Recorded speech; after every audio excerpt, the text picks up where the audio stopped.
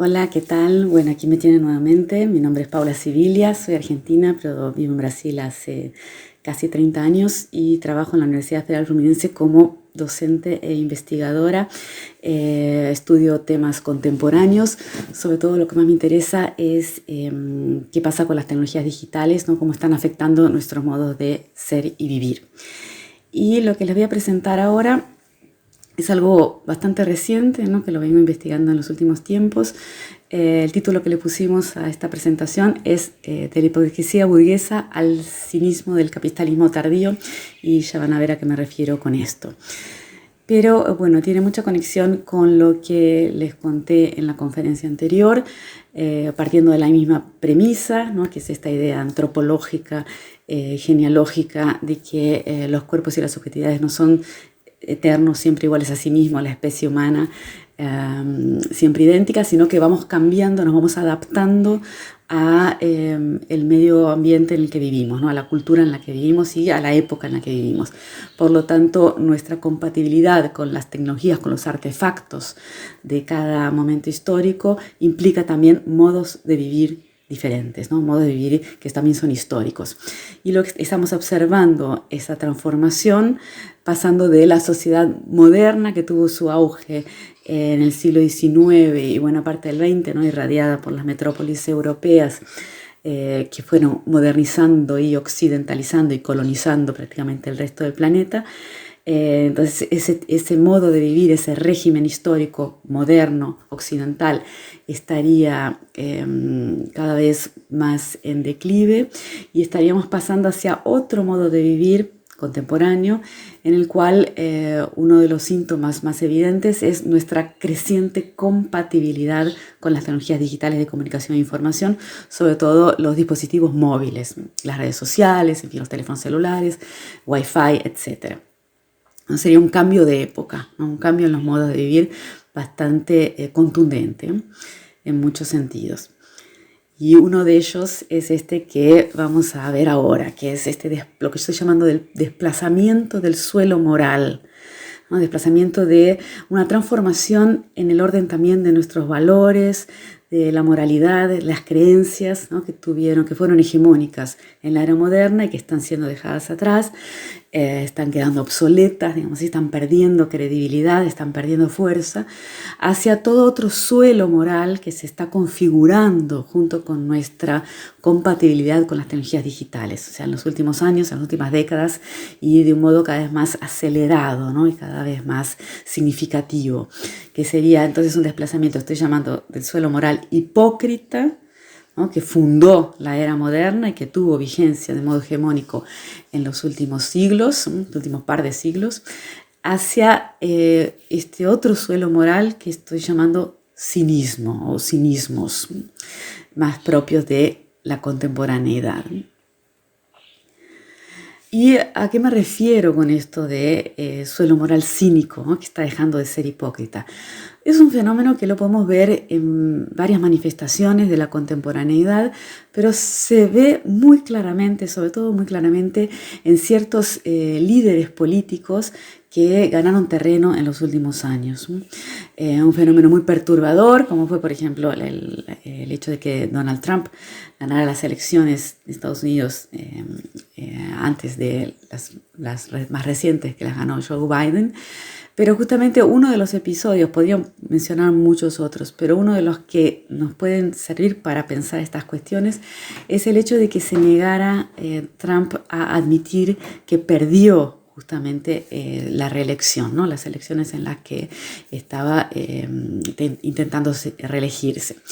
Entonces se negó a admitir que eso había sucedido y mantuvo esa posición hasta que no se pudo más, digamos, hasta que lo sacaron, digamos así, de la Casa Blanca. Entonces me parece que esto es sintomático de un cambio, ¿no? En esto que estoy llamando el suelo moral, ¿no? Del pacto democrático, ¿no? El que indicaba que aunque no nos gusten ciertas cosas, hay que admitirlas porque hay un consenso, ¿no? Y es lo que hay que hacer, digamos así, ¿no? O sea, admitir que su contrincante ganó y salir dignamente, digamos así, o lo más dignamente posible de la Casa Blanca y dejar que que lo que el pueblo decidió, ¿no?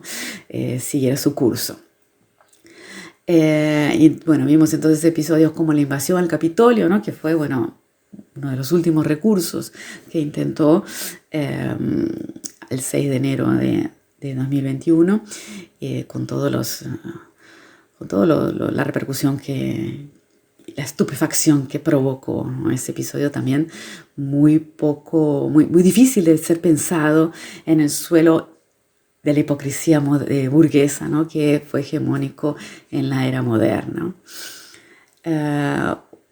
Así como Trump claramente incentivó la invasión al Capitolio y pocos días después dijo que en realidad él no había participado en eso, cuando hay pruebas, ¿no?, fehacientes y evidentes de que sí lo hizo, pero poco tiempo después, cuando vio que lo iba a perjudicar, dijo que fue un ataque odioso y que él no tuvo nada que ver con eso. Bueno, del mismo modo semejante, el presidente de Brasil, Bolsonaro, hizo algo similar el 7 de septiembre de 2021, que es el día que se conmemora la independencia de Brasil.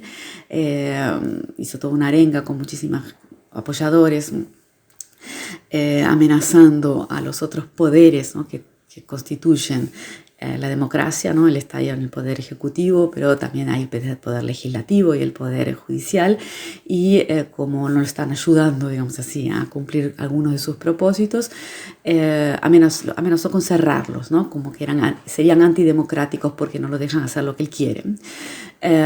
Y después, cuando eso tuvo consecuencias, ¿no?, y tuvo que de alguna manera rendir cuentas o explicar esos gestos antidemocráticos, dijo que en realidad no había hecho nada de eso, que, en fin, desconversó, como se dice en portugués,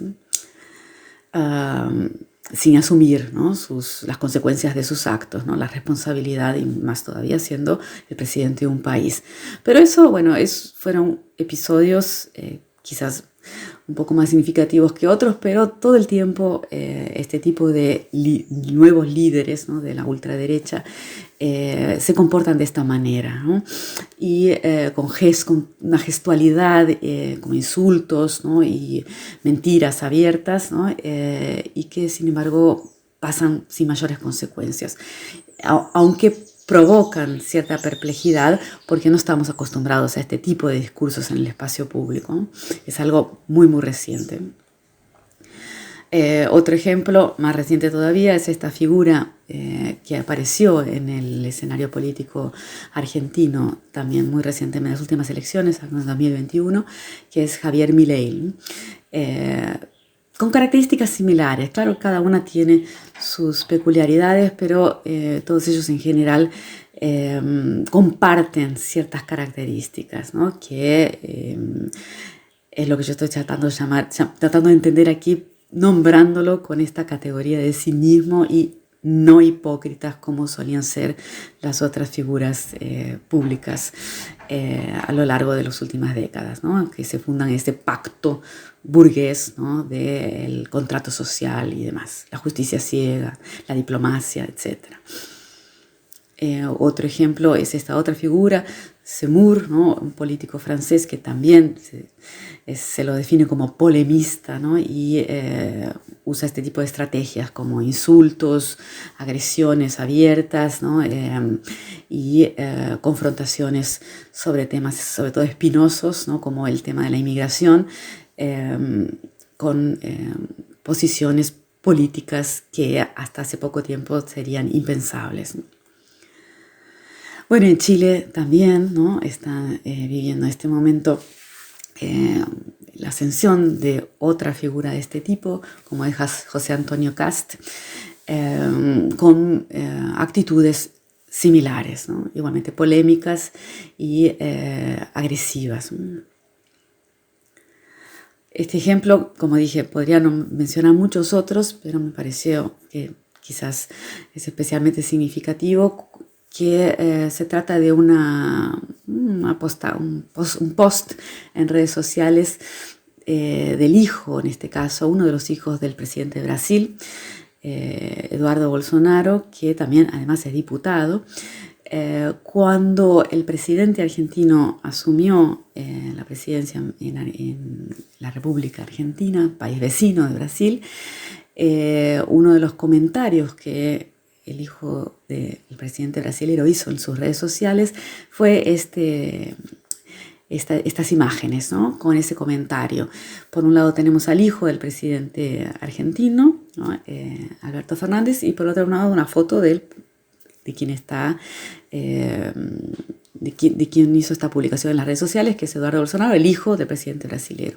Entonces, con ese contraste así de estas dos imágenes, que orgullosamente, ¿no? Él muestra como, miren, este es el hijo del presidente argentino, y en cambio armado hasta los dientes, ¿no? Con su masculinidad tóxica brillando, ¿no? Es el hijo del presidente brasilero. Otro episodio de este tipo fue el mismo presidente de Brasil, en sus redes sociales, conversando con sus seguidores, apoyadores, alguien comenta que el presidente de que es el motivo por el cual el presidente de Francia, Emmanuel Macron, estaría implicando o, en fin, no tendría buenas relaciones con Brasil, es porque la esposa de Macron es vieja y fea, mientras que la esposa de Jair Bolsonaro es linda y joven. Entonces a él eso le causó mucha gracia y lo retuiteó, en fin, y lo compartió en sus redes sociales, y eso evidentemente repercutió en la prensa tradicional, y hasta el mismo presidente de Francia le contestó, o bueno, se manifestó sobre el asunto, diciendo que, bueno, que lamentaba que Brasil no tuviera un presidente a la altura de su cargo. O sea, todas cosas que evidentemente hace un tiempo atrás habrían sido impensables y que sin embargo ahora nos estamos acostumbrando, ¿no? A este tipo de manifestaciones. Estamos dejando, por lo tanto, de compartir un suelo moral hipócrita y pasando cada vez más a compartir un suelo moral de otro tipo, en el cual estas manifestaciones, este tipo de insultos y agresiones no solamente son posibles, sino que se estimulan, ¿no? Y es esto lo que estoy llamando cinismos contemporáneos, ¿no?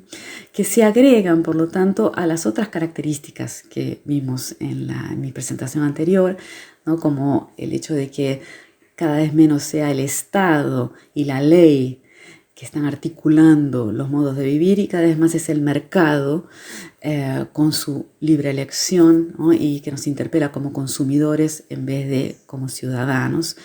Y por lo tanto el lema "usted debe", que solía aglutinar, ¿no? La moral de la hipocresía burguesa que tuvo su auge en la modernidad, estaría perdiendo fuerza, y cada vez más es este lema publicitario del vos podés o tú puedes, y que responde con un yo quiero, ¿no? El yo, ese ego protagonista de las relaciones mercadológicas que tenemos entre nosotros, sobre todo en las redes sociales, ¿no? Como el canal emblemático, ¿no? En el que circulan este tipo de manifestaciones, y también el yo lo merezco como un complemento, ¿no? De este tipo de actitudes y de modos de vivir, que es lo que habíamos visto, ¿no? Como esta transformación en un plano más amplio, ¿no? Del régimen moderno al régimen contemporáneo, modos de vida históricos que están cambiando. Estamos dejando de ser compatibles con las tecnologías analógicas, cada vez más somos compatibles con las tecnologías digitales, y este cambio histórico no es meramente tecnológico, porque nunca lo es, ¿no? Sino que implica factores de todo tipo, políticos, sociales, económicos, y también del orden de los valores, ¿no? Morales. Entonces es esto lo que estoy llamando, ¿no? El tránsito de la hipocresía burguesa al cinismo del capitalismo tardío. Y la imagen que elegí para ilustrar esta transformación es ese comentario en grafitis, ¿no? Ante una institución pública francesa, ¿no? Que es probablemente el país que más simboliza, ¿no? el régimen moderno, fundado simbólicamente por lo menos a partir de la Revolución Francesa, con este lema: igualdad, libertad, fraternidad. Y el comentario en graffiti contemporáneo es liberté, égalité, Beyoncé, ¿no? Con este, bueno, cinismo, ¿no?, ante la hipocresía burguesa que nunca logró consumar su lema, ¿no? Igualdad, libertad, fraternidad. Y probablemente nunca lo logró porque tal vez había algo de hipocresía, ¿no?, en ese mismo lema. Aquí tenemos otras imágenes que contribuyen a entender un poco más, mapear esta transformación, ¿no? Ya les había mencionado el contrato social como el pacto que simbólicamente funda la modernidad, como todos los ciudadanos son iguales ante la ley y por lo tanto firman un pacto democrático, ¿no?, a través del cual por medio del voto de todos los ciudadanos van a actuar en conjunto con las leyes y los códigos penales, civiles, etcétera, organizando esa sociedad, ¿no?, de modo que mis derechos terminan donde empiezan los derechos de los demás y entonces ahí tengo deberes, ¿no? La justicia que ciegamente va a decidir quién tiene razón, quién es culpable, quién no lo es. Pero bueno, sabemos que todo esto es un tanto hipócrita, ¿no? O sea, la justicia nunca fue tan ciega como se dice, esa balanza nunca fue tan imparcial como se pretendió, y ese pacto social también fue siempre un poco hipócrita en el sentido de que somos todos iguales, pero algunos son más iguales que otros, ¿no? Y las imágenes del lado de allá muestran cómo esto viene desconfigurándose, cómo viene desacreditándose, ese suelo moral se viene agrietando, ¿no? Y no por casualidad fueron naciendo, brotando, ¿no?, en ese suelo agrietado de la hipocresía burguesa, fueron brotando estos nuevos fenómenos, ¿no?, que dan lugar a nuevas verdades, ¿no?, entre comillas, a nuevas formas de formular los valores, ¿no?, que están surgiendo en ese último tiempo. Como por ejemplo ahí tenemos a Bolsonaro con su abierta defensa de las armas, como también fue el caso de Trump, esta amenaza a la democracia, ¿no?, y a los derechos humanos, etc. Cada vez más abiertamente pronunciada, ¿no?, en el espacio público. Tanto es que se trata de presidentes de países, ¿no? Pero de nuevo, el fenómeno no se limita a ellos, ¿no?, que evidentemente son presidentes porque mucha gente los apoya y porque algo se agrietó, ¿no?, en el suelo moral que fundaba la democracia. Entonces yo creo que todo esto tiene una relación muy estrecha con nuestra compatibilidad con las tecnologías digitales. No digo que esto sea causado por las tecnologías digitales, pero las tecnologías digitales lo canalizan todo esto, ¿no? O sea, tienen que ver, nuestra compatibilidad con las tecnologías digitales también forma parte de este fenómeno, ¿no? Porque el fenómeno son justamente modos de vivir que están en transformación, ¿no? Modos de vivir que las tecnologías digitales suponen, proponen y estimulan. Y todo esto tiene que ver también con ese fenómeno que llamé la digitalización de la vida contemporánea y un gradual abandono del proyecto anterior que tendía a mecanizar nuestra vida, ¿no?, el proyecto moderno, industrializador, ¿no?, de la vida. Entonces todo esto también tiene que ver con la crisis de las instituciones modernas, mecanizantes de la vida, como la escuela, la cárcel, la fábrica, el hospital, etcétera, ¿no? Todas estas instituciones que ya están en crisis hace mucho tiempo, pero que nuestra compatibilidad con las tecnologías digitales puso esa crisis en evidencia, ¿no? Estas redes que atraviesan todas las paredes, ¿no?, y que nos permiten, por lo tanto, vivir de otro modo, ¿no?, con otros usos del tiempo y el espacio, otros modos de relacionarnos con nosotros mismos, con los demás y con el mundo. Todo eso que yo trabajé sobre todo en mi libro Redes o Paredes, la escuela en tiempos de dispersión, que comenté un poco también en la conferencia anterior, y cuyos desdoblamientos fueron cada vez están más acentuados, ¿no? Mi libro es de 2012 y cuando estoy dando esta conferencia es 2021. Todo esto avanzó mucho, ¿no? Entonces nuestra compatibilidad con los medios de comunicación digitales implica también una transformación en los modos en que cómo nos comunicamos, ¿no?, y cómo circulan nuestros valores y creencias en la sociedad.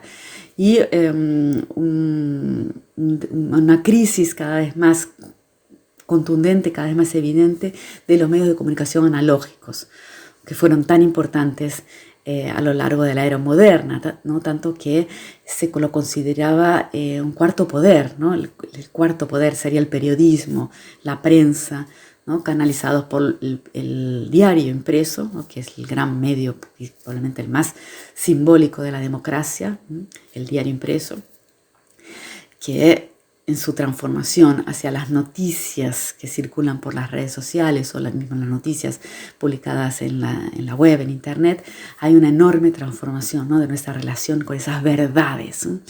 Y bueno, pero no solamente el diario impreso, sino también la televisión, el cine, la radio, ¿no? Todos estos medios analógicos que fueron importantísimos para fundar el suelo moral hipócrita, ¿no? De la era moderna y que están desafiados por nuestra creciente digitalización.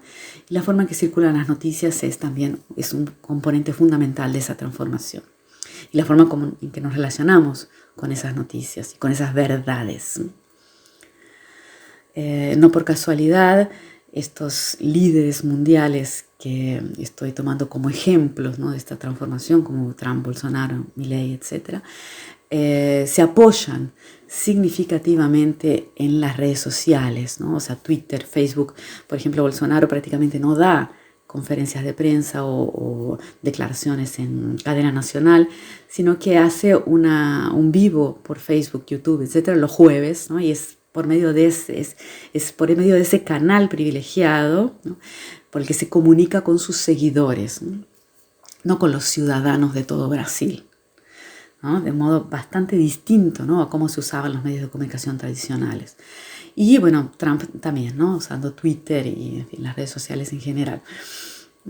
Es una característica de estos nuevos líderes de ultraderecha, pero de nuevo estoy enfocando estas figuras porque me parece que es más fácil observar este desplazamiento del suelo moral, de la hipocresía y el cinismo en el caso de estos líderes de ultraderecha, pero son simplemente, digamos, la punta del iceberg, ¿no? Es una transformación que nos involucra a todos, ¿no? No es por casualidad que cada vez más usamos estos medios de comunicación, las redes sociales, para actuar en el espacio público, ¿no? Y los medios de comunicación tradicionales van perdiendo fuerza y hegemonía. Están cada vez más dejando de ser ese cuarto poder tan importante en las democracias decimonónicas, ¿no? Y del siglo XX. Otro ejemplo que no mencioné hasta ahora es el presidente de El Salvador, que también se enorgullece de haber sido electo presidente sin dar una sola entrevista a los medios de comunicación tradicionales. Toda la campaña la hizo en las redes sociales, ¿no? Y su presidencia también se canaliza por las redes sociales, así como ocurre con los otros líderes de ultraderecha, presidentes asociados, ¿no? A esta forma de funcionamiento más cínica que hipócrita. Veamos este ejemplo de este candidato a senador argentino, Javier Milei, que sorprendió en las elecciones más recientes con el 17% de los votos, ¿no? Es una figura surgida del ambiente televisivo que también usa mucho las redes sociales y, por ejemplo, en unas redes sociales suele hacer vivos o lives junto con los hijos del presidente brasileño, Jair Bolsonaro. Y bueno, usan ese sarcasmo, ¿no? O sea, ese humor, los memes, ¿no? Y se comunican con sus seguidores como si fuera una especie de bando, ¿no? No con la sociedad en general, ¿no?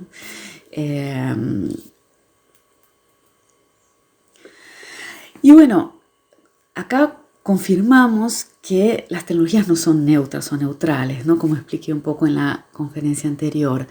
Y eso no porque sean buenas o malas en sí, ¿no? Sino porque son históricas, ¿no? Las tecnologías digitales, en este caso, que es lo que nos interesa, son propias de este momento que vivimos, ¿no? Y por lo tanto traen incorporados modos de usarlas, traen incorporados valores y creencias, suponen, proponen y estimulan ciertos modos de usarlas, y esos modos de usarlas son modos de vivir.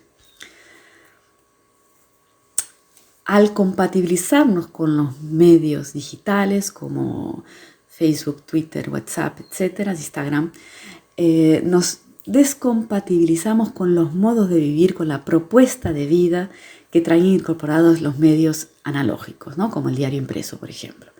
¿no? Entonces no se trata simplemente de un cambio tecnológico, de soporte técnico para transmitir lo mismo, sino que se trata de toda otra ecología mediática, ¿no? Otros modos de usarla, de usar esos aparatos, ¿no? Otros modos de relacionarse con las noticias y con las verdades, ¿no? No se trata simplemente de un mero cambio tecnológico, porque nunca lo es, ¿no? Entonces tratar de entender en qué medida se trata de otra propuesta, ¿no? De otro modo de vivir, otro modo de relacionarse con la verdad, con las noticias, con uno mismo, con el mundo. Otro modo de usar el tiempo y el espacio también. Aquí es un esquemita que, bueno, no me voy a detener en él porque no tenemos tiempo para eso, pero lo elaboré para mis clases, a una comparación entre la falsedad de las fake news que circulan por internet y la falsedad de las noticias tendenciosas que se publican en los medios de comunicación de masa, ¿no? Y cómo se trata de otro régimen, ¿no? Como si se publicaba, por ejemplo, en un diario impreso una noticia que alguien consideraba falsa, había toda una serie de mecanismos, ¿no? legales y morales, ¿no?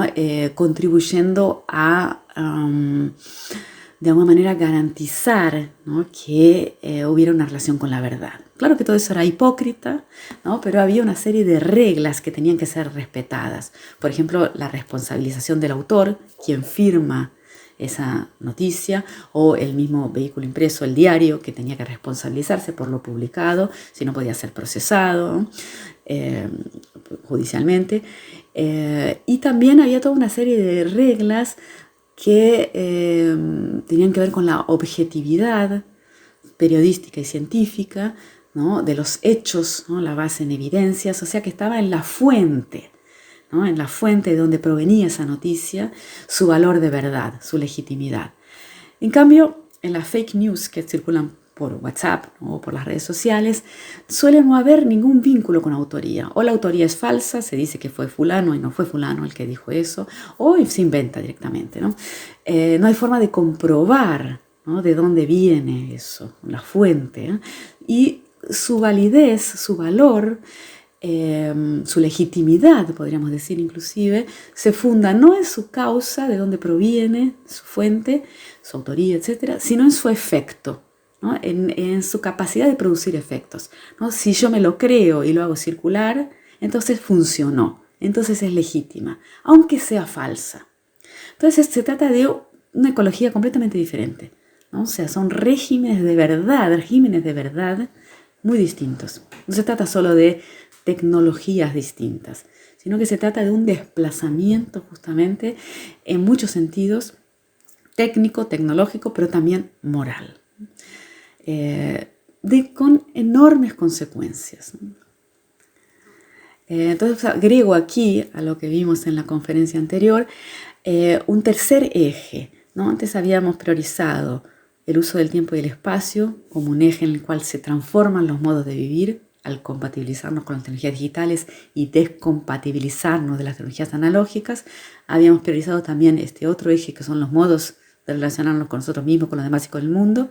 Y ahora estoy incorporando este tercer eje, que son las definiciones de lo verdadero y de lo falso. Eso también está cambiando, ¿no? Está cambiando el modo en que definimos la verdad y la falsedad, y cómo creemos en lo verdadero y lo falso, ¿no? En cómo se funda la verdad compartida y los criterios para definir lo que es verdadero y lo que no lo es.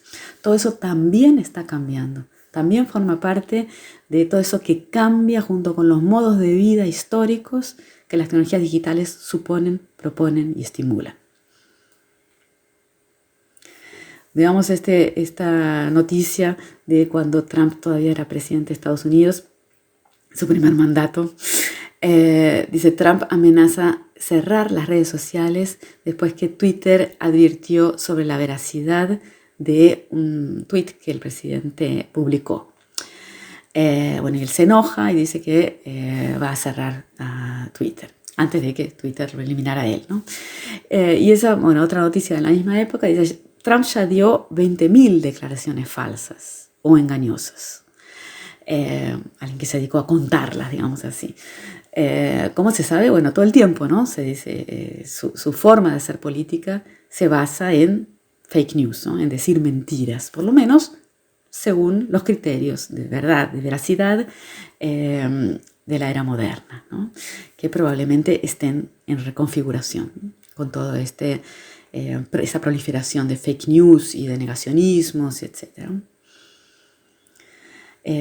Lo mismo podríamos mencionar el caso de Bolsonaro, que también todo el tiempo defiende la verdad, ¿no? Incluso uno de sus lemas es que la verdad nos libertará, ¿no? Que es basado en la Biblia, ¿no? Y en el caso de Milei también destacada la sinceridad, ¿no? O sea que la verdad está muy presente en los discursos justamente de estos líderes políticos, que lo que hacen es todo el tiempo mentir, por lo menos de acuerdo con los criterios modernos. Y una noticia también de 2021, después de que Trump los perfiles de Trump fueron cerrados en varias redes sociales como Twitter, Facebook, etc. Una de las noticias que circularon fue que había creado una red social propia para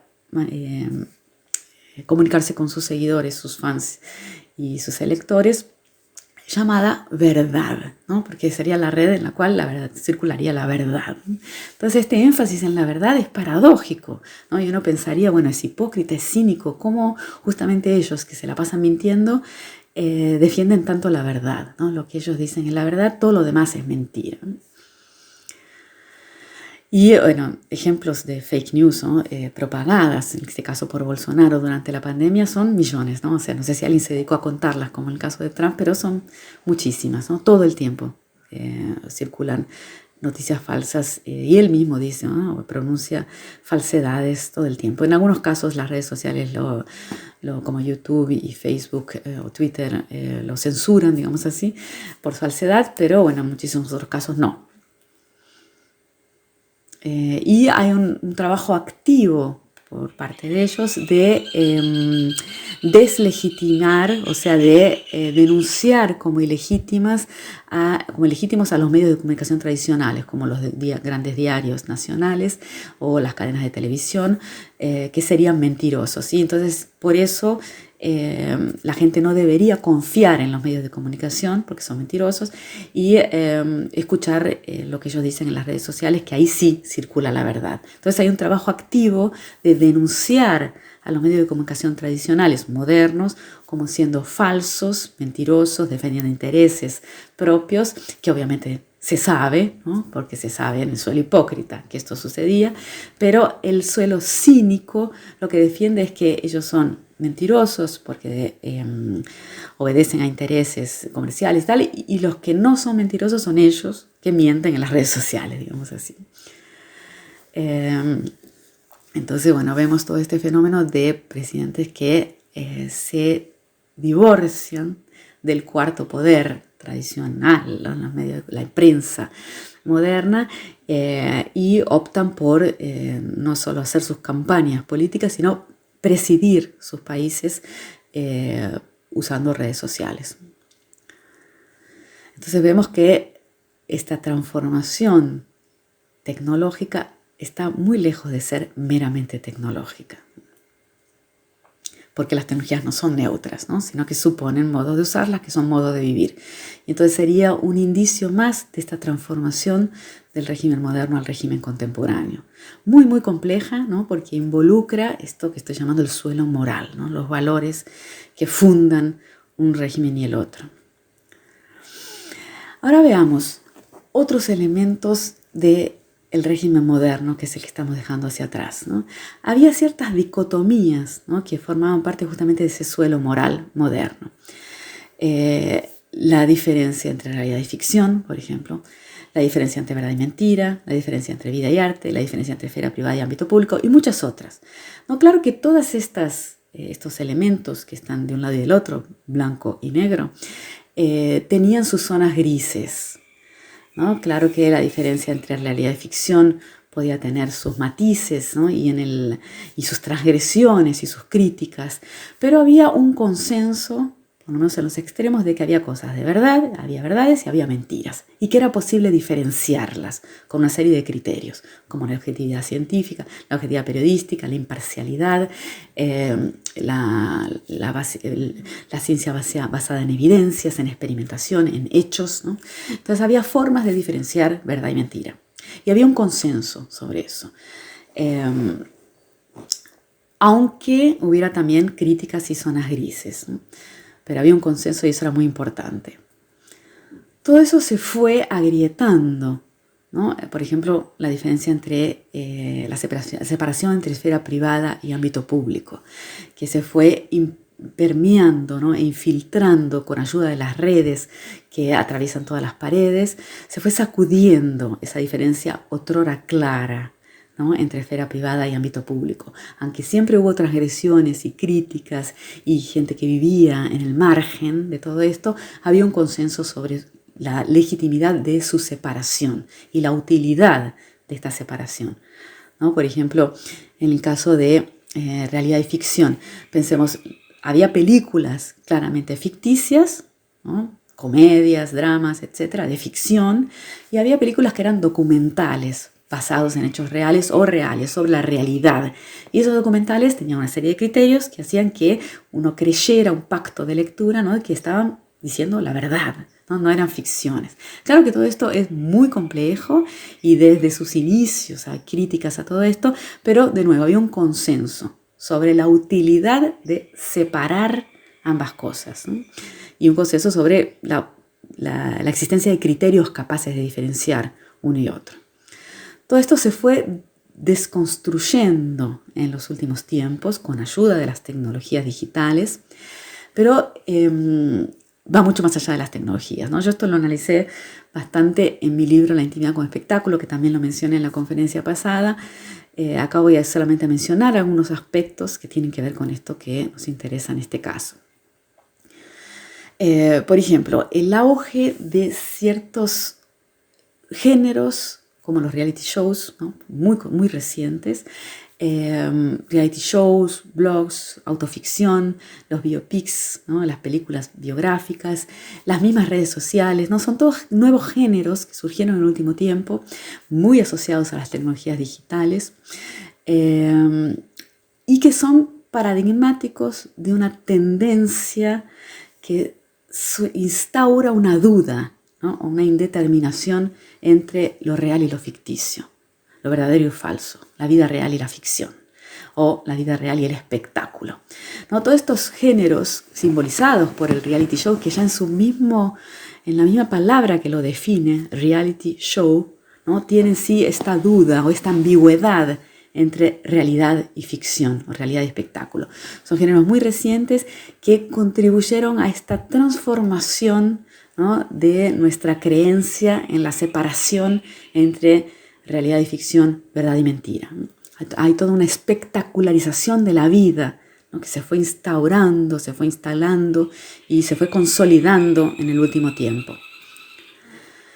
Pensemos en las redes sociales de internet, ¿no? Que se podrían comparar con los diarios íntimos de la era moderna, porque también sirven para configurar el yo, ¿no? Y fundar un relato a partir de la propia vida, pero que contrariamente a los diarios íntimos de la era moderna, que usaban cerrojos, candados y escondites, ¿no? Para que nadie tuviera acceso a esos tesoros íntimos, las redes sociales y los blogs se exponen en el espacio público. Cuanto más gente, mejor, ¿no? Cuanto más gente tenga acceso a ese relato sobre la propia vida, esas imágenes y textos y audios sobre lo que somos, ¿no?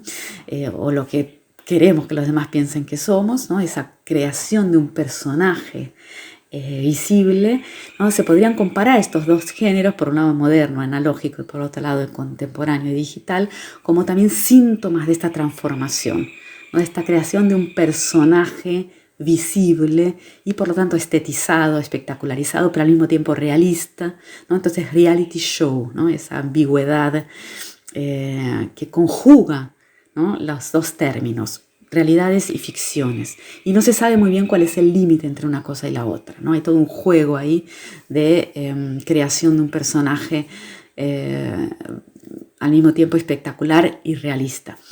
Entonces es un género muy reciente, ¿no? Tipo el Big Brother o el Gran Hermano, que tuvo su auge en el tránsito del siglo XX al XXI, ¿no? Y que fundó todo un género que prácticamente ahora en la televisión es un género mayoritario, ¿no? El reality show, y no solamente en la televisión. Entonces, todos estos fenómenos fue muy marcante, muy impactante también esta película, el show de Truman o Truman Show, que estrenó en los últimos años del siglo XX y que produjo también toda esa conmoción, ¿no? De un personaje que era real, pero que vivió toda su vida en un mundo ficticio y que era observado por millones de espectadores toda su vida, por lo tanto era una ficción, ¿no? Y cuando él se da cuenta, se produce todo un drama ahí. Bueno, no voy a contar spoilers, pero es muy interesante quizás rever esta película ahora, después de más de 20 años, ¿no? Y esta transformación enorme, ¿no? Que viene sucediendo en nuestros modos de vivir, y uno de cuyos ingredientes es esta ambigüedad entre realidad y ficción, ¿no? En nuestras propias vidas, ¿no? Y no es casual, creo, que estos personajes como Milei y Trump, por ejemplo, hayan surgido en la televisión, ¿no? Trump, entre en su currículum, ¿no? Figura el ser conductor de un reality show de muchísimo éxito, ¿no? Mundial incluso. Y bueno, Milei también es una especie de payaso mediático, ¿no? Que era columnista de televisión y bueno, usaba mucho el humor y el sarcasmo y incluso el autohumor, ¿no? El autosarcasmo y la agresividad, ¿no? El humor agresivo, ¿no? Este humor de decir cosas que eran prohibidas por el pudor, la moral burguesa, en fin, el decoro, ¿no? La discreción diplomática, etc. Entonces son personajes espectaculares, ¿no? Surgieron de la misma televisión. Incluso Bolsonaro, que en realidad es un político tradicional, porque hace más de 20 años que es diputado, etc., su popularidad creció mucho en los años 2000, ¿no? Al ser entrevistado por programas cómicos sobre todo, ¿no? Que como tiene ese estilo, ¿no? Violento, agresivo, y de decir ciertas verdades que la hipocresía burguesa no permitía, cohibía, ¿no? Inhibía con su moralidad y su legalidad también. Muchos programas televisivos de los años 2000 y 2010, ¿no? De las últimas 2 décadas, lo entrevistaban, ¿no? Para tener rating, ¿no? Y por ser gracioso. Y entonces, después de que lo eligieron presidente, se hizo toda una reflexión sobre eso, ¿no? Una especie de mea culpa por parte de algunos de esos programas, ¿no? Si finalmente ayudaron a su popularidad y a que se volviera presidente. En fin, entonces todos estos géneros, o este estilo, ¿no? Reality show, esta indeterminación entre vida real y ficción, ¿no? Se fue agrandando en el último tiempo, ¿no? Se fue agigantando y por lo tanto estas dicotomías modernas, realidad, ficción, verdad y mentira, fueron perdiendo consistencia, ¿no? Y perdiendo claridad, esta oposición entre ambos términos. Entonces esto es un elemento más de las transformaciones que están ocurriendo en nuestra sociedad, ¿no? Esta desconfiguración o este agrietamiento, ¿no? De la rigidez de ciertas dicotomías modernas, entre ellas las que oponían realidad y ficción, verdad y mentira. Y bueno, uno de los autores que suelen ser citados para pensar estas cuestiones, un clásico, es Guy Debord, un activista, cineasta, artista y también pensador francés, autor del libro La Sociedad del Espectáculo y una película también del mismo nombre, que tiene más de medio siglo, ¿no? Y él vislumbró esta transformación del mundo, ¿no? El surgimiento de un nuevo tipo de organización social articulada en función de las apariencias y las imágenes. Una de las causas que vio él en esa transformación, o una de las influencias, ¿no? más claras, fue el auge de los medios de comunicación audiovisuales, sobre todo la televisión y el cine comercial, y sobre todo el género publicitario, ¿no? Porque la relación con el consumo y con el capital es muy fuerte, ¿no? Esta espectacularización de la sociedad. Y tanto es que una de las definiciones que él da de espectáculo es esta, ¿no? El espectáculo no es un conjunto de imágenes, o sea, no es un show que uno ve en la televisión, sino son modos de relacionarse, ¿no? Relaciones sociales entre personas mediadas por imágenes. Cuando leemos esta definición ahora, ¿no? Tantos tiempos después, creo que es inevitable pensar en las redes sociales de Internet, justamente, ¿no? Relaciones sociales mediadas por imágenes, ¿no? Que es uno de los modos más habituales de relacionarnos hoy en día. Sin embargo, Debord ni en sus peores pesadillas se habría imaginado algo como Tinder, ¿no? O como Instagram o Facebook, que son quizás su consumación más evidente, ¿no? Esto estamos viviendo ahora en la sociedad del espectáculo, ¿no? De acuerdo con el diagnóstico de Guy Debord hace más de 50 años, hace más de medio siglo. Esta vida cotidiana nuestra que es convocada a performar, ¿no? Y a realizarse en escena, en la visibilidad creciente, ¿no? De cada vez más cantidades de gente. Aprendimos a vivir de este modo, ¿no? Y por lo tanto, esta separación entre vida privada, más verdadera que la vida pública, ¿no? En el siglo XIX y XX, en la vida pública había que ponerse una máscara, ¿no? Y cumplir con ciertos rituales del decoro y demás, de la cordialidad, ¿no? Y del savoir-faire, ¿no? En el espacio público. Todo esto se ha perturbado, se ha visto sacudido, ¿no? Y del mismo modo también la diferencia entre la realidad y ficción y la verdad y la mentira, ¿no? Al espectacularizarse nuestra sociedad, ¿no? Con esta lógica del reality show, ¿no? Y este meme ilustra eso, ¿no? La instagramización de la vida, ¿no? Y ese real que se ha transformado en algo inmostrable, ¿no? Y que si se muestra nos puede traer problemas, por lo tanto se estetiza, ¿no? Y se aprenden los códigos, ¿no? De cómo mostrarse, ¿no? Qué vale la pena mostrar y qué no. Entonces, bueno, que la vida cotidiana y sobre todo el yo de cada uno de nosotros, incluso de los líderes, estos que mencioné, los líderes políticos, se espectaculariza, ¿no? De un modo performático, buscando causar ciertos efectos en la mirada del otro, pero al mismo tiempo tiene que mantener cierto realismo, ¿no? No se puede mentir demasiado porque si no se pierde eficacia, ¿no? Y la estética y la lógica es de la publicidad, ¿no? La efectividad, ¿no? Tanto es que, como dice esta definición de uno de los guionistas de Mad Men, la serie sobre la instauración del mercado publicitario, de la industria publicitaria en la segunda mitad del siglo XX en Estados Unidos y en el mundo, ¿no?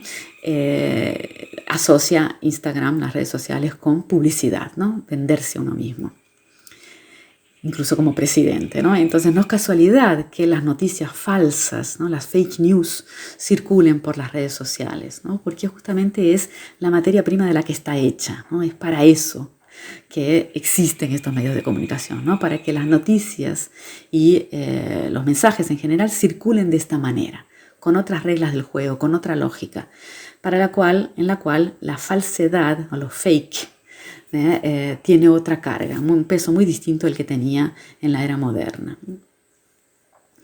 Por eso también están cambiando también las definiciones de lo verdadero y lo falso, no solamente nuestros usos del tiempo y del espacio y nuestros modos de relacionarnos con nosotros mismos, con los demás y con el mundo, sino nuestros modos de relacionarnos con la verdad y la mentira, ¿no? Todo eso está cambiando, entre otras cosas, ¿no? Al compatibilizarnos con las tecnologías digitales de comunicación e información, pero no solamente ellas, ¿no?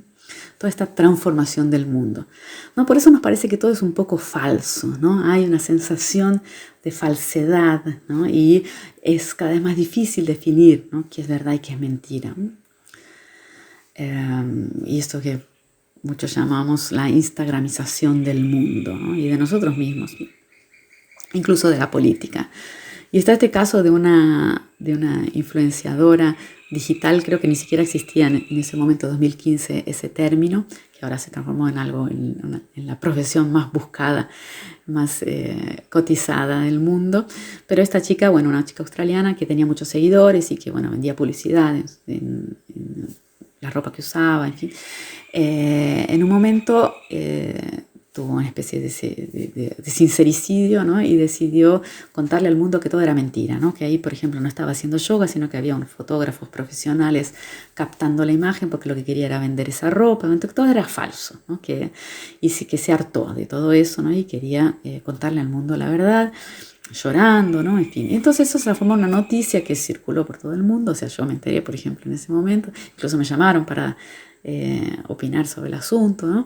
Entonces quedó como así al descubierto algo que ya todo el mundo sabía, que es esta cuestión de la falsedad, ¿no? De todo medio falso que reina en las redes sociales de Internet. Pero incluso ella misma, al denunciar la verdad, ¿no? Se sospechó que en realidad era una movida, una movilización, una estrategia publicitaria para ser más famosa, ¿no? Y de hecho fue lo que sucedió también, ¿no? Se hizo mucho más famosa hasta yo me enteré, ¿no? Y ustedes ahora, al denunciar la falsedad de Instagram, y tuvo muchas seguidoras también por eso, que hicieron un movimiento semejante, ¿no? De denuncia, ¿no? De esa falsedad que reina en las redes sociales. Y no solamente en ellas, ¿no? Sino en este régimen contemporáneo que estamos tratando de mapear y de entender, ¿no? Cuál es su lógica, su modo de funcionamiento. Bueno, entonces tenemos esta situación, ¿no? Que describí rápidamente hasta ahora. ¿Y por qué nombrarlo de esta manera, ¿no? Hipocresía a sí mismo. La hipocresía es un poco más fácil, creo, de entender, incluso porque quizás lo vemos más claro, lo que estamos dejando hacia atrás. Pero tanto hipocresía como cinismo son palabras muy cargadas. Creo que coloquialmente las usamos a veces de modo indistinto, como si fueran sinónimos, ¿no? Pero las dos vienen ya de la tradición grecolatina, ¿no? Hipócritas incluso se usaba para nombrar a los actores, ¿no? Aquellos que fingían ser quien no era, pero claro que no tenía esa carga peyorativa que tiene postburguesa, ¿no? Y el cinismo es incluso una corriente filosófica, ¿no? De Diógenes, aquel linchera que vivía en un barril de madera y que tenía el coraje de decir la verdad o ciertas verdades y con eso escandalizar a la sociedad. O sea que hay toda una tradición ahí, inclusive una densidad filosófica. Estoy investigando todo eso, pero nos vamos a mantener acá en el plano coloquial, ¿no? En los sentidos incluso un poco polisémicos, ¿no? Que tienen estos términos y tratar de entender las sutiles diferencias entre uno y otro para ver si realmente nos ayudan a nombrar este desplazamiento del suelo moral, ¿no? Y para tratar de entender este nuevo fenómeno tan inquietante, tan perturbador. Una de las primeras tentativas que yo hice de tratar de asentar estas intuiciones fue en un texto breve que publiqué el año pasado en Le Monde Diplomatique, el Cono Sur, llamado El auge de los afectos negativos, pensando justamente lo que acá en Brasil se denomina la bolsonarización de la esfera pública, o sea, este cinismo, ¿no? del cual mencioné algunos ejemplos. Pero que, como vimos, obviamente no se limita a Brasil y no se limita tampoco a los líderes políticos, ¿no? Sino que es un cambio de época, un cambio de moralidad, un cambio de creencias y valores, pero que el foco en la bolsonarización de la esfera pública nos permite quizás entender sus trazos, sus rasgos más evidentes y a partir de eso profundizar. Pero bueno, tiene que ver con esto, ¿no? Con un desplazamiento de aquel proyecto con todas estas palabras bonitas, ¿no? Libertad, igualdad, fraternidad, pacto social, justicia ciega, que se vienen revelando de alguna manera falsas o hipócritas, ¿no? Con su lado, por lo menos con toda una fase mentirosa, inmoral, digamos así, a pesar de moralista. Entonces, bueno, para empezar, así, unas primeras definiciones de diccionario de los usos coloquiales de estos términos, ¿no? El hipócrita sería aquel que finge tener cualidades o sentimientos contrarios a los que realmente tiene. El famoso hipócrita sería, por ejemplo, el adulto o aquel que finge en sociedad cosas que realmente en privado, cuando está solo consigo mismo y con su verdad interior e íntima, sabe que piensa o cree otra cosa, ¿no? En cambio, el cínico es aquel que miente de forma impúdica o tiene falta de vergüenza, no solo en la mentira, sino también en otros actos igualmente deshonrosos. O sea que habría aquí una distinción en el sentido de que el hipócrita se maneja en un campo de valores en los cuales hay verdad y mentira, cierto, equivocado, mal y bien. ¿no? Y él sabe que está mintiendo o que está haciendo algo malo, por eso disimula, finge. Sería una diferencia con el cínico, que no está preocupado con ese fingimiento en principio porque justamente no está comprometido con ese tipo de valores, con ese campo de valores, con ese suelo moral. Entonces es mucho más fácil para él mentir porque no tiene ese compromiso, esa responsabilidad que el hipócrita tendría. Entonces por eso el fenómeno de las fake news y la desfachatez, ¿no? Lo descarado, ¿no? De las mentiras en el espacio público, incluso por personas que tienen la investidura presidencial, ¿no? Que serían los que menos deberían hacer eso. Pero bueno, hasta ahora estuvimos refiriéndonos a líderes de gobierno, presidentes, etcétera, o candidatos, pero podemos pensar también en empresarios, otras figuras de renombre y de prestigio en la sociedad contemporánea, como por ejemplo los grandes empresarios tipo Zuckerberg, ¿no? Dueño de Facebook, o Meta, ¿no? De las redes sociales más usadas del mundo como Instagram y Facebook, etcétera, y una de las personas más ricas del planeta. Con toda esta problemática de justamente la circulación de fake news, negacionismos, conspiración, odio por internet, el Congreso de Estados Unidos periódicamente los convoca, ¿no? A que den explicaciones. En una de esas ocasiones Zuckerberg defiende que a Facebook, dice así, este titular de una noticia que da cuenta de eso, dice: Zuckerberg defiende a Facebook por no remover anuncios políticos con mentiras en discursos sobre libertad de expresión. O sea, se usan estas palabras bonitas, ¿no? Del suelo hipócrita, desmoronado, como la libertad de expresión o la libertad en general, para defender causas que no pertenecen a ese suelo moral, sino que son cínicas justamente, ¿no? Y que en definitiva lo que interesa claramente es el dinero, ¿no? Entonces otra nota periodística dice: si Facebook no cambiará a menos que los anunciantes se lo pidan, ¿no? O sea, ahí es donde está la verdad, ¿no? Lo que haría que se movilicen. Otra definición de diccionario: el hipócrita que es descubierto se siente culpable porque sabe que mintió y eso está mal. O sea, comparte ese suelo moral, ¿no? Consensual. Entonces se avergüenza, sufre por eso, se arrepiente y admite su culpa, ¿no? De nuevo, el típico hipócrita burgués es el infiel, ¿no? Que fue consagrado incluso en las artes, sobre todo en la literatura, la adúltera, ¿no?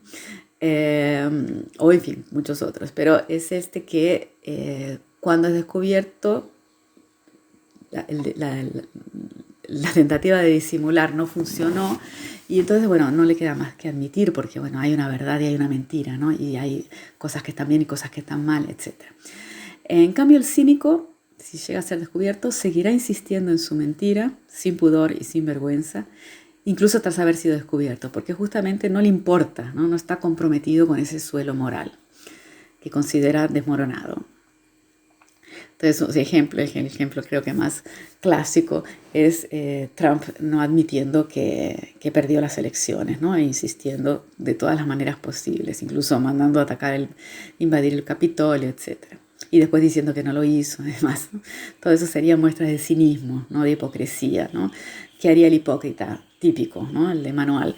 Diría: bueno, lo siento mucho, agradezco a mis seguidores, felicito a mi rival, estoy feliz por mi país, la democracia, etcétera, ¿no? Por más que estuviera muy enojado y terriblemente furioso, ¿no? Porque justamente se mantienen las formas, ¿no? Las reglas del juego de ese pacto, hipócrita o no. Otro ejemplo de cinismo, que amenaza cerrar las redes sociales o en la cantidad de mentiras, ahí no importa pedir perdón ni nada de eso, ni desmentirse, ¿no? Porque justamente no son mentiras hipócritas, sino mentiras cínicas. Y aquí, bueno, cuando desmiente que incentivó la invasión al Capitolio, o Bolsonaro también desmiente que incentivó medidas antidemocráticas en el acto del 7 de septiembre del 21. Otras definiciones: hipócrita es aquel que se rinde cuando su falacia es revelada, ¿no? Cínico es alguien que sigue mintiendo aunque sepa que no tiene razón, o sea, va a insistir hasta el fin o más allá del fin, ¿no? La hipocresía es una traición a los propios valores, ¿no? Porque uno sabe lo que está bien y lo que está mal y aún así actúa de la manera equivocada o considerada mala, y mientras no se lo descubran, ¿no? Y ya el cambio del cinismo es la ausencia de valores, o dicho en términos más sintonizados con lo que estoy presentando aquí, es la ausencia de aquellos valores, ¿no? O sea, el cínico tiene otros valores que no son esos, los del suelo moral compartido durante el régimen moderno, ¿no? Entonces, los valores del suelo moral compartido durante el régimen moderno son los que están sintetizados en estas imágenes, ¿no? El Estado garantizando por la ley un suelo común de valores, ¿no? Y un pacto común entre todos los ciudadanos considerados iguales ante la ley, etc., y con sus deberes y sus derechos, ¿no? Pero sus derechos en segundo plano, porque lo que más importa es su deber, tienen que cumplir con su deber, y sus derechos terminan donde empiezan los derechos de los demás. Y esto tiene, como vimos, ¿no? Una compatibilidad total con las tecnologías analógicas, simbolizadas quizás por el libro impreso, como la gran herramienta moderna, ¿no? La biblioteca, el libro impreso, la escritura y la lectura. Y bueno, las paredes de las instituciones modernas, como la escuela, la cárcel, el hospital, todas ellas en crisis, ¿no? Con sus formas de poner límites, pero esos límites también simbólicos, ¿no? Límites morales a lo que se debe y lo que no se debe hacer. Piensen en las paredes y los pudores que limitan separando el espacio público del privado, por ejemplo, ¿no? Entre otros. Entonces son estos valores compartidos en el suelo moral burgués y de la hipocresía burguesa los que ya no estarían, ¿no? Solidificando el suelo moral contemporáneo, cada vez más cínico. Entonces las sociedades disciplinarias de Foucault, ¿no? Esas en las cuales el deber, ¿no? El usted debe, y el Estado, la ley, los ciudadanos no son protagonistas, las paredes, las instituciones, todo eso que estaría en crisis, ¿no? O sea, es una muestra más de la crisis de ese modo de vida, ¿no? De ese régimen. Otro autor que podríamos mencionar, que es muy importante, ¿no? En este mapeamiento de la moralidad burguesa, es nada más y nada menos que Sigmund Freud, y especialmente en su texto El malestar en la cultura, ¿no? Entre otros, ¿no? Es un ensayo en el cual hizo un diagnóstico muy preciso de los tipos de sufrimientos, ¿no? Que afectaban al hombre moderno, al ser humano moderno, a la subjetividad moderna, dotada de un psiquismo, ¿no? O sea, es tanto un diagnóstico como una propuesta de acción, ¿no? Porque el psicoanálisis no es solamente una teoría, ¿no? Sino también una propuesta de intervención práctica en la subjetividad y en la sociedad, ¿no? Y él revela, Freud, en ese texto, entre otros, ¿no? Como la culpa es un ingrediente importantísimo de la subjetividad moderna, ¿no? Ese usted debe, ¿no? Aunque quiera otras cosas, aunque tenga impulsos agresivos, impulsos sexuales, pulsiones, deseos prohibidos, ¿no? Debo reprimirlos en nombre del bien común o de la civilización, ¿no? Y para eso no solamente funcionan las leyes, las reglas, la ley, sino también la culpa, ¿no? Como ese mecanismo interiorizado de control subjetivo y social. La culpa también, por lo tanto, estaría perdiendo eficacia en la sociedad contemporánea. No tendría el mismo efecto, el usted debe, ¿no? ¿Por qué tengo que ir a la escuela si no quiero? Y ahí los padres dicen, no, tenés que hacerlo porque es tu deber, tienes que hacerlo. No, pero no me gusta, no importa, es tu deber. Eso perdió fuerza y perdió legitimidad, ¿no? Viene perdiendo fuerza y legitimidad en las últimas décadas, ¿no? Y cada vez más, ¿no? Con nuestra creciente compatibilidad con las tecnologías digitales y con este suelo moral cada vez menos relacionado con la hipocresía burguesa y cada vez más tal vez apto a que florezcan diversos cinismos, ¿no? Ese es el cuadro que vimos, ¿no? De una transformación con algunas palabras clave, ¿no? De los elementos del mapita esquemático, ¿no? De esta transformación que estamos tratando de entender. Por lo tanto, el cinismo, estos cinismos brotan en un suelo moral en el cual los lemas no son más usted debe, sino vos podés, yo quiero y yo lo merezco. Por lo tanto, prácticamente no importa más nada, sino solamente lo que yo quiero, ¿no? Por lo tanto, ese pacto civilizatorio, ¿no? Aglutinado por la moral hipócrita de la burguesía, estaría derrumbándose, ¿no? Derrumbándose. Ante esta interpelación que cada vez más eficaz que tenemos como consumidores mucho más que como ciudadanos, o sea, como consumidores hiperestimulados más que como ciudadanos reprimidos. Entonces se suelta esta moralidad que estaba reprimida, y es posible, por tanto, decir muchas cosas que antes no se podía decir, no se podía ni debía decir, ¿no? Y salen ahí los afectos negativos de todo tipo, ¿no? Envidia, resentimientos, etc. Porque la hipocresía, ¿no? Componentes del modo de vida hipócrita eran la diplomacia, la cordialidad, la urbanidad, el decoro, las buenas formas, ¿no? La cordialidad, el civismo y la civilización. Ya en el modo de vida cínico, esto no se lo entiende justamente todos esos valores como meras formalidades hipócritas. Se denuncia la hipocresía, el cinismo también denuncia la hipocresía decadente, ¿no? Y por lo tanto se erigen en provocadores los cínicos, ¿no? En lugar del provocador pasa a ser de los cínicos, el que tiene el coraje de decir la verdad, ¿no? Entre comillas, aquel que no es hipócrita justamente, ¿no? Que va al ataque en vez del hipócrita que está a la defensiva.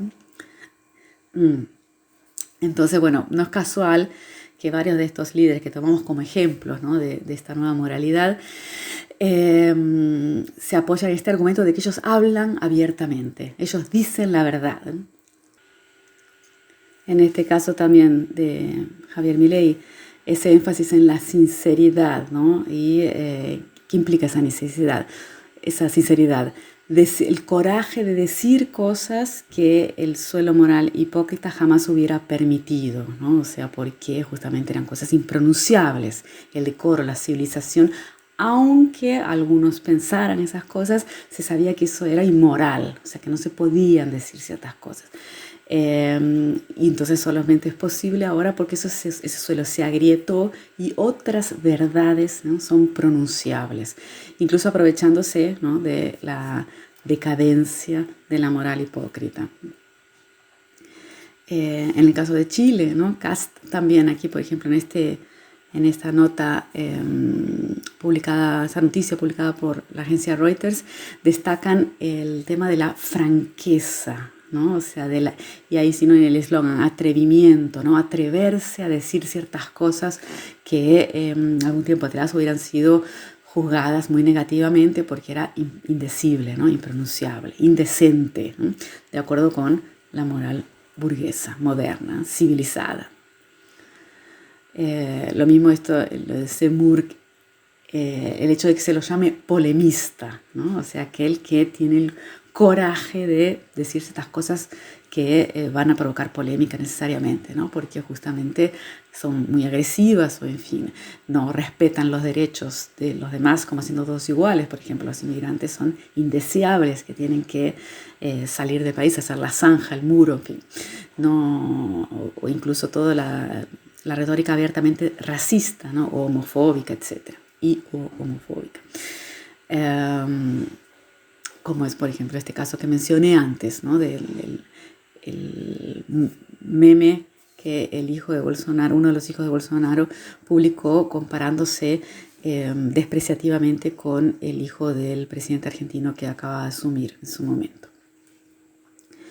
Toda esta cosa también abiertamente machista y violenta en el sentido de defensa de las armas, ¿no?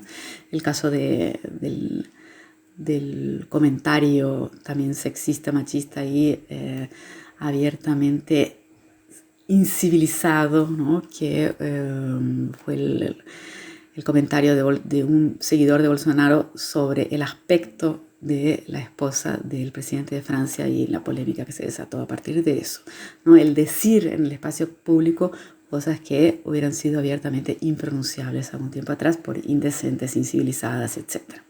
Inmorales, ¿no? Entonces toda esta cuestión de la diplomacia, la cordialidad, la urbanidad, el decoro, visto como debilidades, cosas que, debilidades incluso mentirosas, falsas, ¿no? Entonces toda esta violencia verbal de los insultos, la agresividad, como algo valiente, ¿no? Del orden de lo verdadero. Decir la verdad, ¿no? Claro que esta verdad se dice en un territorio, este suelo moral en el cual lo verdadero y lo falso está siendo reformulado también, ¿no? Como vimos. con esto de la defensa de una verdad por gente que abiertamente se la pasa mintiendo, ¿no? Entonces, ¿qué verdad es esa? Justamente una verdad que difiere de la verdad contrastante, mutuamente excluyente con la mentira, ¿no? En realidad y ficción, según las dicotomías modernas, ¿no? Que brotaban ese suelo moral cada vez más obsoleto, ¿no? de la hipocresía burguesa, que por lo tanto da lugar a estos nuevos fenómenos, ¿no? Y no solamente las fake news, sino también los negacionismos científicos, por el negacionismo climático, el tierraplanismo, las teorías de la conspiración, etc., ¿no? Entonces, estas definiciones de lo verdadero y lo falso en perturbadora transformación, ¿no? Aquí vemos algunos ejemplos de chistecitos, ¿no? Sobre esta problemática tan complicada, ¿no? Que son los negacionismos. Lo vimos en Brasil, esto se vivió de una forma muy clara, sobre todo durante la pandemia, ¿no? Pero no solamente. Por ejemplo, este primero chiste dice, la verdad moderna, digamos así, ¿no? Los tiempos modernos. Ahí René Descartes, ¿no? Pienso, luego existo. Y la posverdad, ¿no? Los tiempos contemporáneos sería creo, luego tengo razón. Digo, porque yo lo creo, entonces tengo razón, ¿no? Yo lo merezco, yo quiero, vos podés. Entonces, en lo que yo decido creer va a ser verdad, ¿no? Entonces, una relación con la verdad muy distinta a la relación con la verdad que se tenía en los tiempos modernos, consensual, con pacto, con criterios compartidos, aunque fueran hipócritas como la objetividad, la imparcialidad periodística y demás, o contestables, ¿no? Cuestionables como toda la cuestión de la ciencia con sus intereses empresariales, etcétera, ¿no? Pero hay criterios de base en evidencias, por ejemplo, consensos, reglas establecidas que se respetaban, ¿no? E incluso apoyadas por la ley. En cambio, en esta transformación, lo que importa es lo que yo quiero, ¿no? Es lo que yo creo, y yo y mis amigos, ¿no? Y mis seguidores. Y por lo tanto, si yo lo creo, es verdad. Y si yo no lo creo, es mentira, ¿no? O sea, es un criterio completamente distinto. Claro que es un chiste, ¿no? Pero dice bastante sobre esta transformación que estamos viviendo, ¿no? Que es tan difícil de mapear, de comprender, ¿no? Y ese otro chistecito es en la escuela contemporánea. Por ejemplo, la profesora dice que la suma del cuadrado de los catetos es igual al cuadrado de la hipotenusa, ¿no? Están dando clases de matemáticas. Y el alumno le dice, eso en su opinión, eso es tu opinión, ¿no? O sea, no es una verdad universal, ¿no? Para mí no es así, entonces no va a ser. Eso es un chiste que alude sobre todo a cuestiones como el modo de enseñar acontecimientos históricos en la escuela brasileña, como por ejemplo el golpe militar. El gobierno actual considera que no fue un golpe militar, sino que fue una revolución. Entonces hay toda una lucha por cambiar los manuales escolares y que se enseñe de forma distinta. Hay todo un policiamiento también a los profesores, sobre todo de escuelas privadas, particulares, ¿no? Que enseñan historia como se enseñaba antes, ¿no? Diciendo que la dictadura fue una dictadura. Entonces, bueno, también el problema del teorema de Pitágoras no es porque es una opinión, ¿no? O sea, todo es opinión, por lo tanto todo es posible de ser verdad o no, dependiendo de si yo lo creo o no. Entonces es todo un ecosistema diferente, ¿no? Un suelo moral en el que se funda verdad y mentira, o realidad y ficción, de modos completamente distintos a como solíamos hacerlo. No por casualidad, en la invasión del Capitolio fue las teorías de la conspiración, ¿no? Estuvieron muy presentes incentivando todo eso, ¿no? La conspiración contra las supuestas elecciones fraudadas, ¿no? Que Trump habría ganado, pero sin embargo se ocultó por la red de pedofilia, en fin, todas esas QAnon. Son teorías totalmente delirantes, ¿no? Que se transforman en verdades compartidas por ciertos grupos, ¿no? Como el tierraplanismo, etc., el negacionismo climático y demás. Entonces es todo una otra manera de relacionarnos con nosotros mismos, con los demás y con el mundo, otras maneras de vivir el tiempo y el espacio, y también otras maneras de fundar nuestra relación con lo verdadero y lo falso, y los criterios que usamos para diferenciar unos de otros, ¿no? Verdad y mentira. Entonces es muy complejo, y esta es una primera tentativa, ¿no? De mapear en qué consiste, ¿no? Esta transformación colocándole estos nombres, ¿no? Hipocresía como una manera de nombrar el suelo moral del proyecto moderno fundado en las revoluciones burguesas y cinismos, ¿no? Como estas otras formas de tratar con la verdad que están floreciendo actualmente. Y bueno, para ir terminando, este es el esquema, ¿no? Que también lo vimos en la conferencia anterior, una forma de mapear las transformaciones, algunos ingredientes de esas transformaciones. Podríamos haber dado muchos otros ejemplos, ¿no?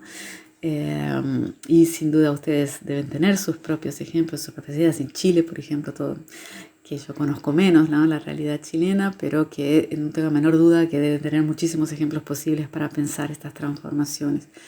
Y enfatizar que esto tiene que ver con un proceso mucho más amplio, que es esta compatibilización nuestra cada vez más intensa con las tecnologías digitales y sobre todo con los modos de vida que ellas suponen, proponen y estimulan. O sea, estos cinismos circulan, ¿no? Por las tecnologías digitales de comunicación e información y tienen que ver con nuestra forma de integrarnos a esos modos de vivir. Bueno, si quieren profundizar un poquito más, ¿no? Está un poquito más desarrollado en ese artículo mío, el auge de los afectos negativos, y subrayar también esta cuestión de los afectos negativos, ¿no? Porque hay toda una violencia que está siendo destilada en estas formas de tratar con la verdad, ¿no? y con los otros, ¿no? A partir de este cinismo no hipócrita, y que desata violencias de todo tipo, ¿no? No es por casualidad que estamos en la época de los cancelamientos, linchamientos virtuales, bullying y toda la agresividad incluso de los eslogans políticos que comentamos y demás, ¿no?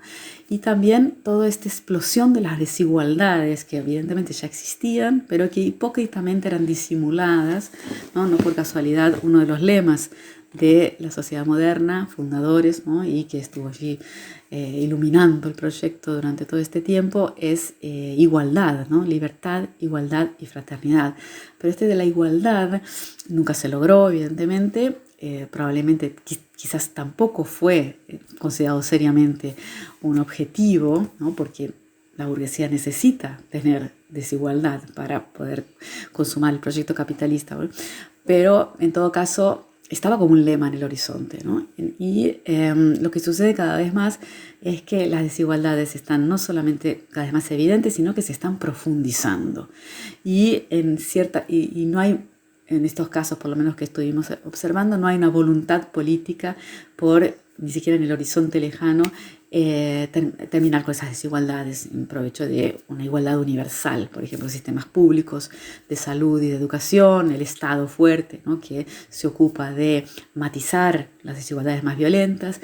Entonces todo esto se está desconstruyendo junto con ese suelo moral hipócrita y el cinismo parece no temer, ¿no? A la violencia de la desigualdad totalmente descarada. Esto se ve mucho en el drama de los inmigrantes, pero no solamente, ¿no? También dentro de cada país las desigualdades de clase, raciales y demás, ¿no? Las violencias en ese sentido. Entonces muchas luchas y disputas, ¿no? No por casualidad también fue tan emblemático el asesinato de George Floyd en 2020 en Estados Unidos y desató toda una onda, ¿no? De rebeliones en todo el mundo, no solamente en Estados Unidos, contra justamente las violencias de clase, el racismo estructural, todo el tema de las estatuas, ¿no? Entonces hay todo un campo de batalla, ¿no? Que está en ebullición en este suelo degradado de la hipocresía burguesa y en el cual brotan estos cinismos de ultraderecha, pero que no son los únicos, ¿no? Decir la verdad y agresivamente, ¿no? Confrontarse con los demás, esos afectos negativos, digamos así, van mucho más allá de los casos, los ejemplos que di antes de los líderes. Por ejemplo, esto es una declaración de Trump una semana después, creo, poco tiempo después de la muerte de George Floyd, en medio de todas las manifestaciones, toda la represión que hubo y demás. Hay una noticia sobre una cuestión de aumento de salario, en fin, y Trump descaradamente y cínicamente dice, es un gran día para George Floyd, ya había muerto, ¿no? En fin, o sea, cinismo puro, ¿no? Entonces, bueno, más o menos esto, espero que que haya tenido sentido para ustedes, que resuene, ¿no?, con las realidades que estamos viviendo y que les sirva como herramientas, ¿no?, para pensar lo que está sucediendo. Esta es la idea. Mi intención es profundizar todo esto, ¿no? Evidentemente hay mucho para profundizar, pero quizás dejarlos con algunos ejemplos de otro ámbito, ¿no?, que no son exclusivamente del ámbito de la política, sino del ámbito de la cultura, la producción cultural. Varias películas, también literatura, pero vamos a concentrarnos en películas y productos de la industria cultural que fueron lanzados en el último año o en los últimos 2 años, que de alguna manera son sintomáticas de todo esto, ¿no?, de este cinismo y de esta agresividad desatada y de la crisis del suelo moral hipócrita, ¿no?, del agrietamiento de todo ese mundo, ¿no?, ese edificio moderno. Estoy pensando en Parásitos, la película surcoreana que ganó el Oscar incluso el año pasado, las cuestiones de clase, ¿no?, tan abruptamente, tan brutalmente expuestas. O hay una película brasileña llamada Bacurau, que también se las recomiendo, que tiene mucho que ver con esto. Joker, ¿no?, la película sobre, como se dice, coringas en portugués, en Argentina se le dice también el Guasón. También todo ese ambiente sórdido, ¿no?, de los diversos cinismos con respecto a las desigualdades de clase y demás, ¿no? Y el juego del calamar, también esa serie surcoreana que tuvo mucho éxito este año 2021, y muchos otros, ¿no? Pero para que veamos que es algo que impregna a toda la sociedad, ¿no? No está solamente presente en estos líderes políticos, sino también mucho está haciendo, repercute, ¿no?, en el campo cultural, en la reflexión y bueno, todo lo que las batallas en las redes sociales y demás. Entonces, bueno, ilustrado, ¿no?, con estas imágenes que les mostré al principio, esta es la idea, ¿no?, este desplome, ¿no?, este derrumbe del ideal iluminista, ¿no?, de la ilustración, que tuvo vigor de modo hegemónico, ¿no?, hasta hace poco tiempo y que probablemente se esté derrumbando, ¿no? Es un enorme desafío que estamos enfrentando. Por eso, cuanto más herramientas tengamos para poder pensarlo, ¿no?, quizás encontremos salidas, ¿no?, formas de encararlo, de enfrentarlo sin confundirnos tanto, ¿no?, ya que es muy perturbador lo que está sucediendo, ¿no?, esta transformación histórica y que evidentemente excede en mucho al cambio tecnológico, pero sin embargo el cambio tecnológico es un ingrediente importantísimo de este cambio, de esta enorme transformación histórica, ¿no?, mapeada rápidamente, ¿no?, de este modo y con este título que le pusimos, ¿no?, de la hipocresía burguesa al cinismo del capitalismo tardío.